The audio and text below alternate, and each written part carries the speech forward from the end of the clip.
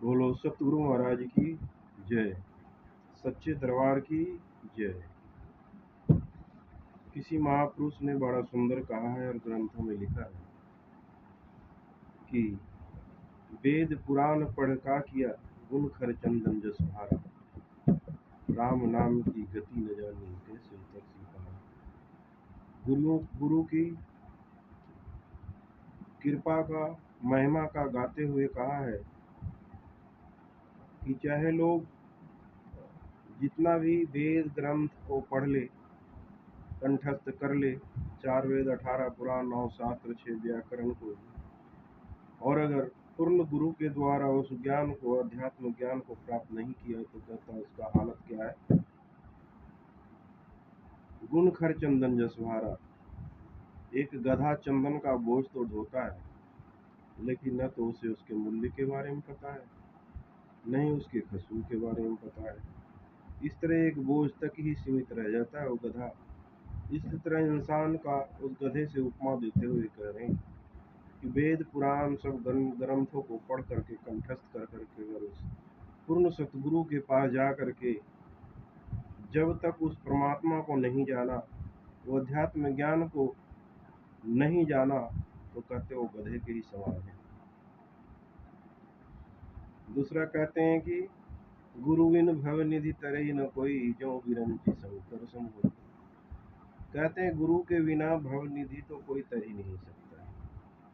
कहते हैं अपने अच्छे कर्मों के द्वारा शंकर समान शक्तियां प्राप्त कर लो। गुरु बिन भव निधि तरी न कोई, जो बिरंची शंकर सम होई। बिरंची यानी ब्रह्मा के समान भी अगर अपनी शक्ति अर्जित कर लो, लेकिन भव निधि नहीं तर सकते। इसलिए भव निधि को अगर तरना है तो पूर्ण सतगुरु की आवश्यकता है। जिस प्रकार से मीरा ने रविदास जी को गुरु मिले, विवेकानंद जी को रामकृष्ण परमहंस जी मिले, रामकृष्ण परमहंस को वो क्या नाम है उनका, जो तोतापुरी नाम के संत मिले, तब जाकर के उनका अध्यात्म ज्ञान को प्राप्त करके उस मार्ग पे चले और फिर उनका जीवन कल्याण हुआ।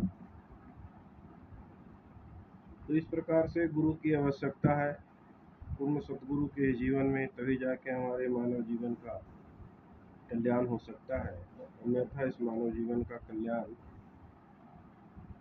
नहीं हो सकता। फिर 84 लाख योनों में ही गिरेंगे, कीट पतंग पशु पक्षी में जन्म लेकर के बार बार उसे भोगेंगे और फिर हम 84 लाख योनियों में भटकते रहेंगे। अगर 84 लाख योनियों से भटकना से बचना है तो पूर्ण सतगुरु के शरण में जाओ। इसीलिए तो कहा है कि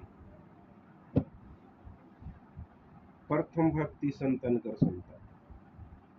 प्रथम जो भक्ति शुरुआत होता है संतों के संग से ही होता है। पूर्ण संतों के नाम पे भी बहुत सारे बवंडर है, बहुत सारे पाखंड है।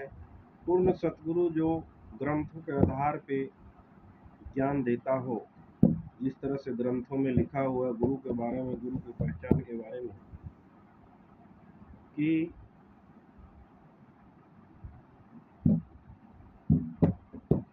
कबीर जी लिखते हैं कि साधो सो सतगुरु मोह भावे, अंतर ज्योत जले निरंतर आप देखे और हमें दिखाए। साधो सो सतगुरु मोह भावे, सांस सांस में स्मरण होते आप करे और हमें करावे। साधो सो सतगुरु मोह भावे, अंतर ज्योत जले निरंतर आप देखे और हमें दिखावे। साधो सो सतगुरु मोह भावे, अनहद के धुन बजे निरंतर आप सुने और हमें सुनावे। साधो सो सतगुरु मोह भावे, अमृत घट टपके निस्माही आप पीवे और हमें पिलावे। तो ऐसा पूर्ण सतगुरु मिले तभी जाके हमारे जीवन का कल्याण है, अन्यथा कल्याण नहीं है। कोई नाम जपने के लिए दे देता है शब्दों में, कोई कुछ, उसको प्राप्त करके उससे जीवन का कल्याण नहीं है। वो गुरु जब देता है तो वो ज्ञान देता है जो संसार का रचना भी नहीं हुआ था, उस समय प्रभु थे, उनको दिखाता है उन प्रभु का रूप को, उन प्रभु का नाम को। जब ये रचना नहीं हुआ तब भी तो भगवान थे, उस समय भी तो उनका कोई नाम होगा, कोई रूप होगा। पूर्ण सतगुरु कोई साधारण गुरु नहीं होते हैं।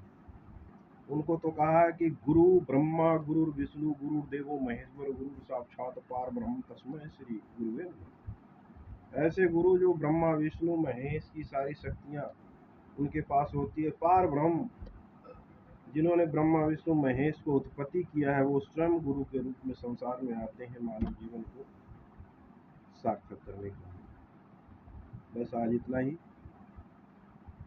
फिर आगे के वीडियो में आपको बताऊंगा गुरु का महिमा। तो अब तक सुनिए और अपने अंदर ग्रहण कीजिए, ताकि आपका तन मन धन सब शुद्ध हो, तन मन धन सब कल्याणकारी हो। धन्यवाद। इस वीडियो को अगर कोई नया देख रहे हैं तो लाइक कीजिए, सब्सक्राइब कीजिए, ताकि मैं आगे भी आपके लिए ऐसे वीडियो लाता रहूं।